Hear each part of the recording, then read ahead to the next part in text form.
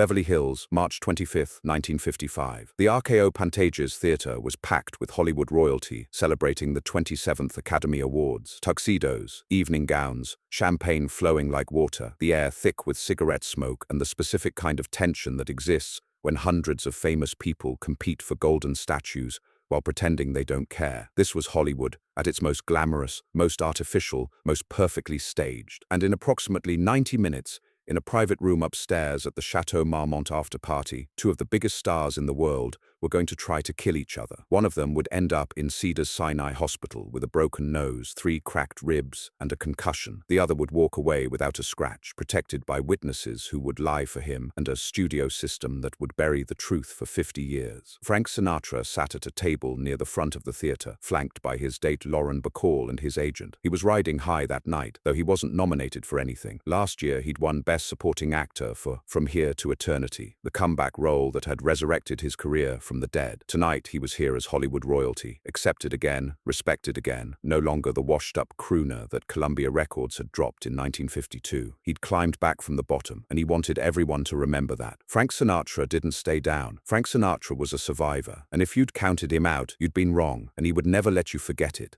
3 rows back sat Marlon Brando, 29 years old, already considered the greatest actor of his generation. He'd been nominated for Best Actor for On the Waterfront, and everyone knew he was going to win. This wasn't hope or speculation. This was fact. Marlon Brando had given the performance of the decade as Terry Malloy, the ex-boxer who testifies against the corrupt union bosses. The performance was raw, real, dangerous in a way that Hollywood acting had never been before. Brando didn't perform. He inhabited. He became. That was method acting, the technique he'd learned at the Actors Studio in New York under Lee Strasberg, and it was revolutionizing everything about how actors approached their craft. But Marlon Brando had a problem. He was brilliant. Everyone agreed on that. But he was also insufferable. He had the kind of ego that comes from being told you're a genius since you were 25 years old. He looked down on traditional Hollywood actors, the ones who'd come up through the studio system, who'd learned their craft by doing comedy shorts and singing in nightclubs and working their way up through B-movies. To Brando, these people weren't real actors. They were performers, song and dance men, entertainers. They didn't understand the depths of human emotion the way method actors did. They just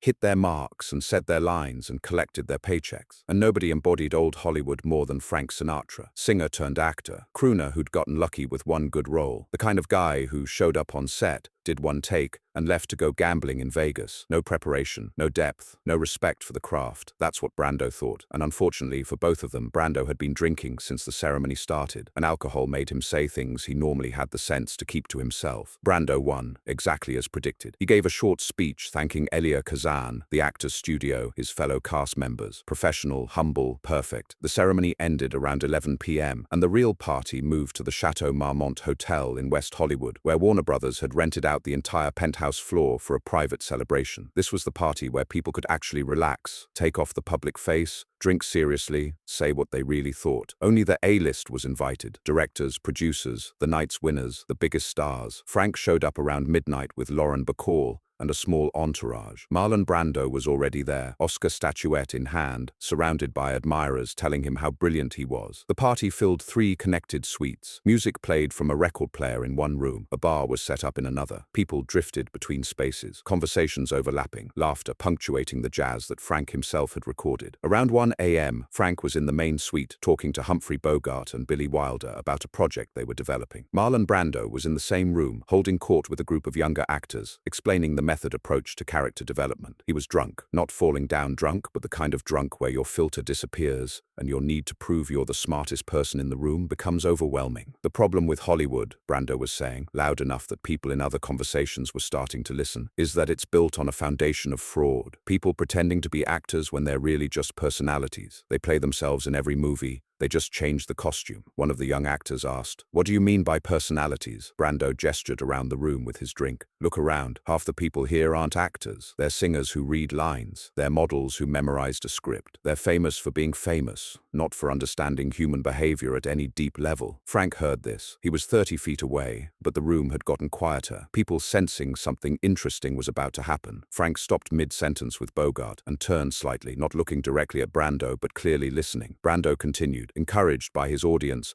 and his Oscar and his alcohol. "Take singing. That's not acting. That's performing. You stand at a microphone, you hit the notes, you You make the girls scream. That's not art, that's entertainment. And when singers try to become actors, they bring that same shallow approach. They think acting is about charm, about looking good, about the audience liking them. He took another drink. Real acting is about truth, about finding the authentic emotional reality of a character. It requires training, discipline, a commitment to understanding human psychology.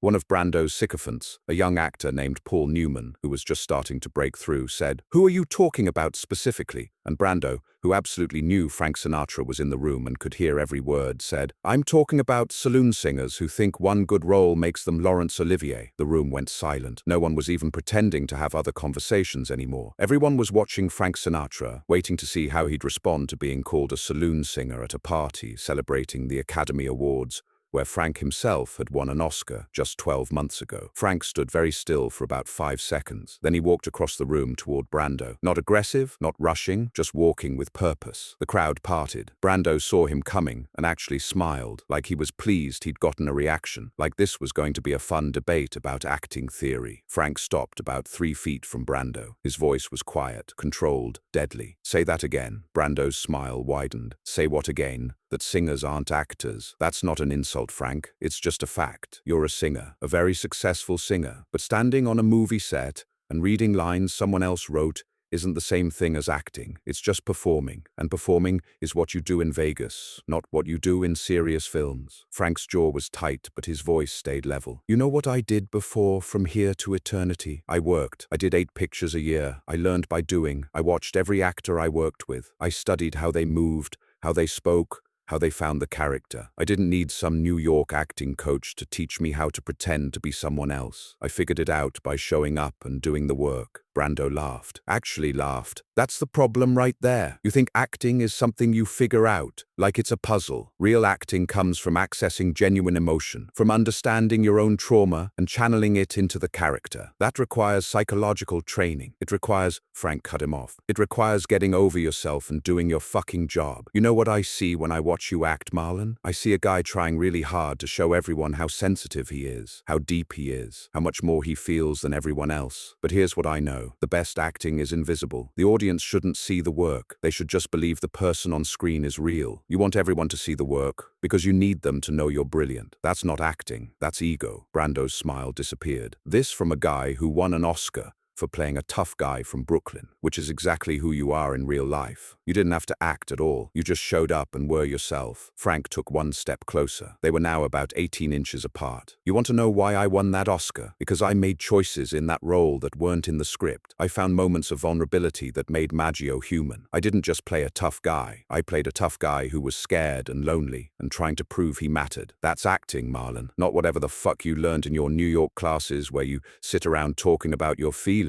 Brando's face flushed red. The alcohol and the challenge to his artistic superiority and the room full of people watching combined into something combustible. "You know what you are, Frank? You're a washed-up saloon singer who got lucky with one good role, and 20 years from now, people will remember On the Waterfront as one of the greatest performances in cinema history, and they'll barely remember you existed." The room seemed to hold its breath. That phrase, "washed-up saloon singer," was the nuclear option. It was the exact thing critics and columnists had called Frank during his career collapse in 1952, the phrase that had nearly destroyed him, the words he'd spent 3 years proving wrong. Frank's punch came so fast most people didn't see it start. 1 second he was standing there, face perfectly calm. The next second his right fist connected with Marlon Brando's nose with an audible crack that sounded like a baseball bat hitting a melon. Brando's head snapped back. Blood exploded from his nose, spraying across his tuxedo shirt, his Oscar statuette clattering to the floor. He stumbled backward into the people behind him, hands coming up to his face,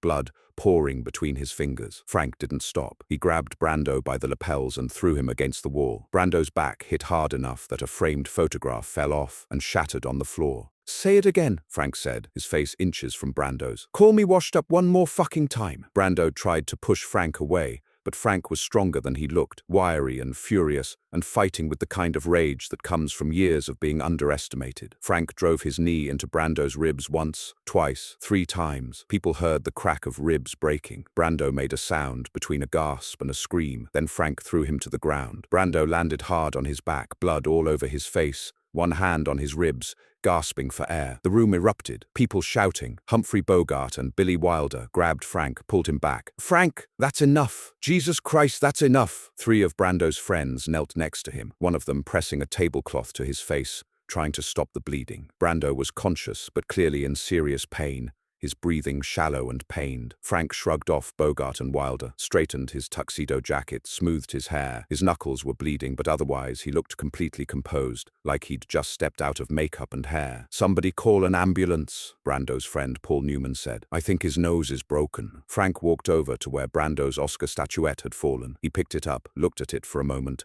then set it on a nearby table. "Real actors don't need to tell everyone how real they are," Frank said to the room. "They just do the work and let it speak for itself." Then he walked out. Lauren Bacall grabbed her purse and followed him, glancing back once at Brando still on the floor, surrounded by people trying to help him. The ambulance arrived 20 minutes later. Brando was taken to Cedars-Sinai Hospital. Diagnosis: broken nose, 3 cracked ribs, mild concussion from hitting his head on the wall, severe bruising. He'd be there for 3 days. By the time he was admitted, the cover story was already being constructed. Jack Warner himself made calls. This could not get out. 2 of his biggest stars getting into a fistfight at an Oscar party. Marlon Brando, who'd just won Best Actor, put in the hospital by Frank Sinatra. The scandal would be nuclear. The tabloids would feast on it for months. Both careers could be damaged. So the story became this. Marlon Brando, celebrating his Oscar win, got extremely drunk and fell down a flight of stairs at the Chateau Marmont. Unfortunate accident, no one's fault, just a young actor who couldn't hold his liquor having a clumsy moment. The hospital was told not to discuss his injuries. The other partygoers were reminded that they had careers that depended on studio goodwill. If anyone talked to the press, they'd never work in Hollywood again. And remarkably, everyone agreed. 47 people were at that party. Not one of them ever spoke publicly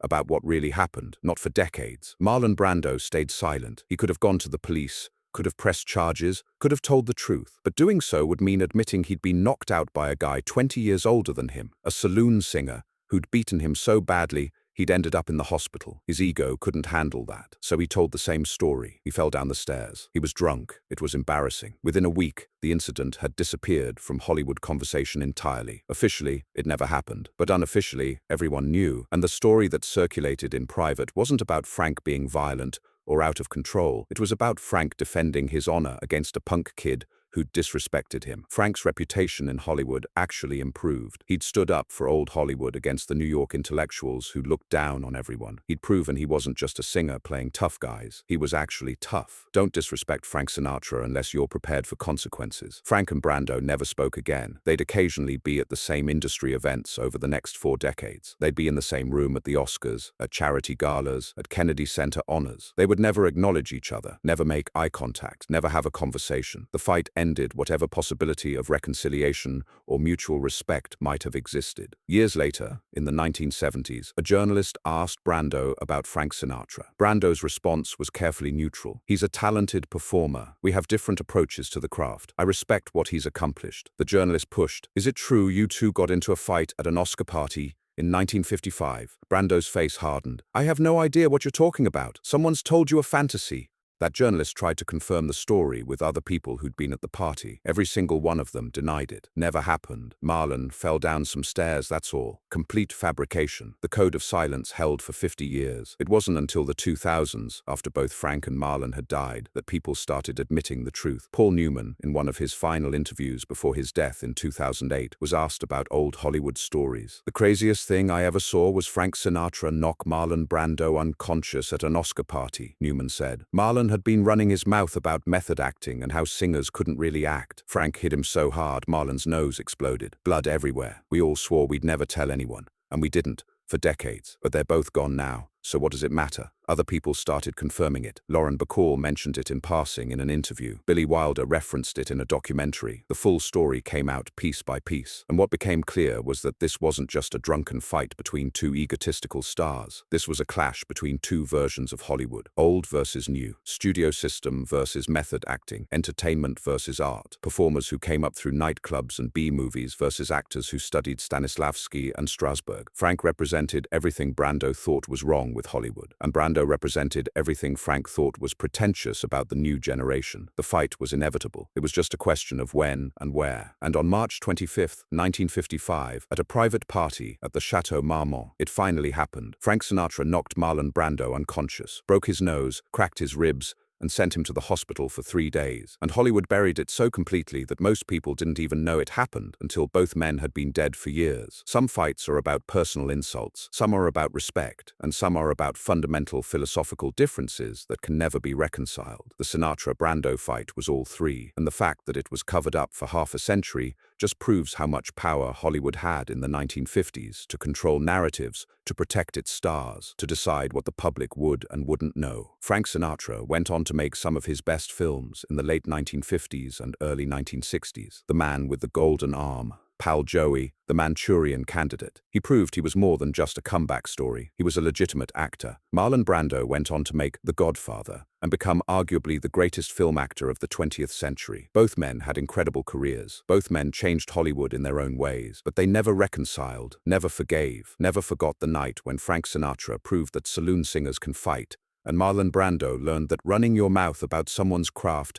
can have immediate, painful consequences.